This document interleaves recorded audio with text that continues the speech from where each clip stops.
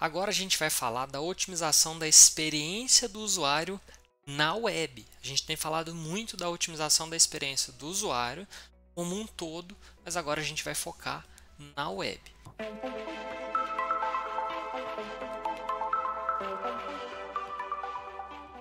A gente tem três níveis: o nível de interação, o nível de jornada, o nível de relacionamento. Então, a cada nível vai apresentar um escopo crescente de complexidade e impacto na experiência do usuário. Vamos começar com a interação.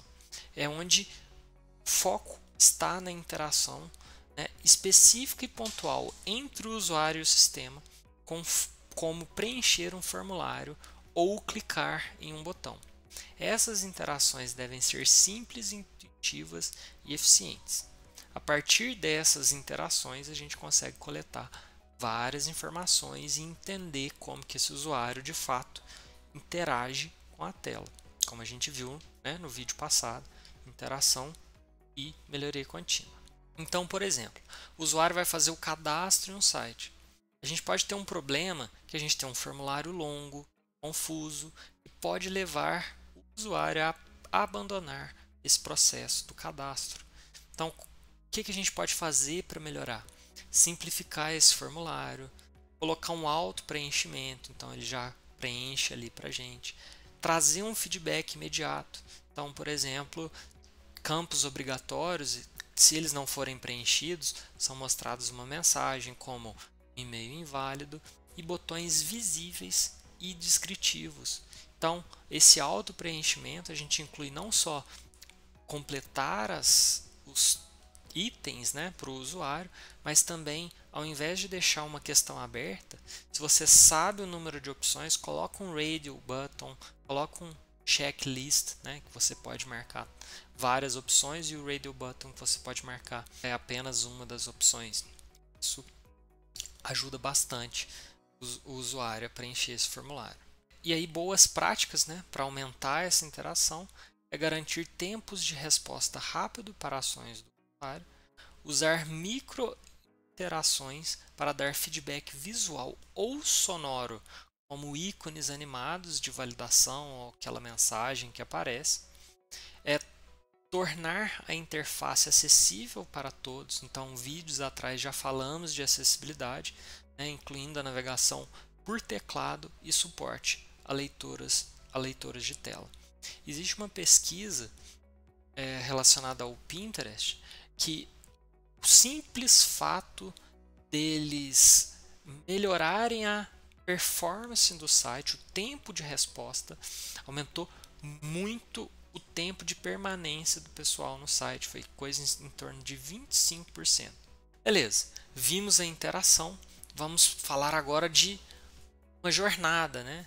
Então, a jornada ela vai abranger uma sequência de interações que vão levar o usuário a alcançar um objetivo maior, como a compra de um produto ou a conclusão de um serviço. Então, nesse exemplo, né, a jornada de compra de um usuário. Então, muitos usuários, foi identificado um problema, muitos usuários abandonam o carrinho antes de finalizar a compra. Então, quais são as melhorias que a gente pode fazer? É o fluxo de compra simplificado. Então, ao invés dele ter que sempre preencher os dados, a gente já armazena aqueles dados dele, já joga os dados apenas para ele confirmar. Trazer transparência para esse usuário. Então, se existe um preço de frete, colocar esse preço desde o início e não manter esse preço escondido e na hora que ele vai pagar tem uma adição. Salvamento de progresso. Então, quando o usuário chegou em uma determinada etapa, ele pode mudar de dispositivo, ele pode concluir em um outro momento, que o progresso que ele teve até então não será perdido. E a gente tem também melhorias na confiança, então trazer selos de segurança e depoimentos de outras pessoas que já compraram nessa plataforma vão fazer com que o seu usuário se sinta mais confiante e ele não vai ter uma desconfiança e deixar de comprar. E aí, boas práticas para melhorar essa jornada. é criar mapas de jornada do usuário para entender o caminho que ele percorre. Então vem lá, esse mapa de jornada está muito próximo do fluxo de usuário que a gente viu em vídeos anteriores. Garantir uma experiência responsiva e consistente em todos os dispositivos. Então, aquela regra, né, de independente do dispositivo que ele está acessando, a gente quer que ele tenha uma experiência excelente e próxima das demais. E oferecer um suporte em tempo real com chatbots, com dúvidas frequentes, para resolver as dúvidas durante a jornada e não deixar com que ele mude de ideia, ele desista de comprar pelo fato dele ter tido uma dificuldade. Beleza. E falando agora do relacionamento, o relacionamento ele é mais complexo, né? Então, enquanto na jornada a gente tinha múltiplas interações, no relacionamento a gente vai ter múltiplas jornadas e interações ao longo do tempo, abrangendo diversos canais e pontos de contato que o usuário tem com a empresa. O objetivo é construir confiança e fidelizar o usuário. Trazendo um exemplo, é o relacionamento com um cliente em e-commerce. Então, trazendo um problema, né, nesse mesmo contexto, o usuário faz uma compra, mas não encontra suporte pós-venda ou informações sobre o status do pedido. Então, como que a gente pode melhorar isso?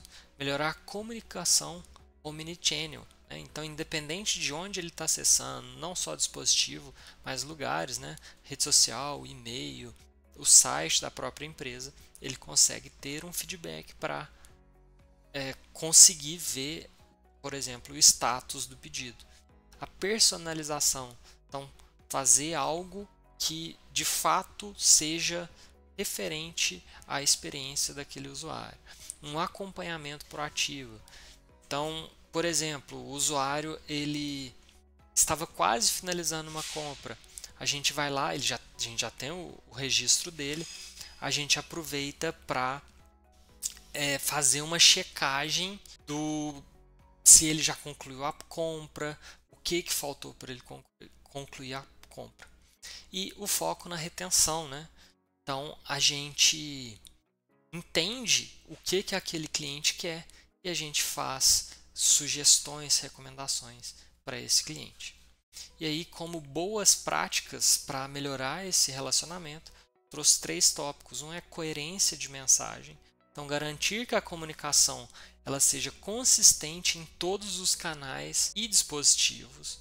A análise de dados, utilizar ferramentas de analytics que a gente viu no vídeo passado ou em vídeos anteriores para monitorar o comportamento do usuário e ajustar as estratégias, e o atendimento rápido e eficiente. Então, oferecer suporte humanizado ou automatizado para atender rapidamente as demandas dos clientes.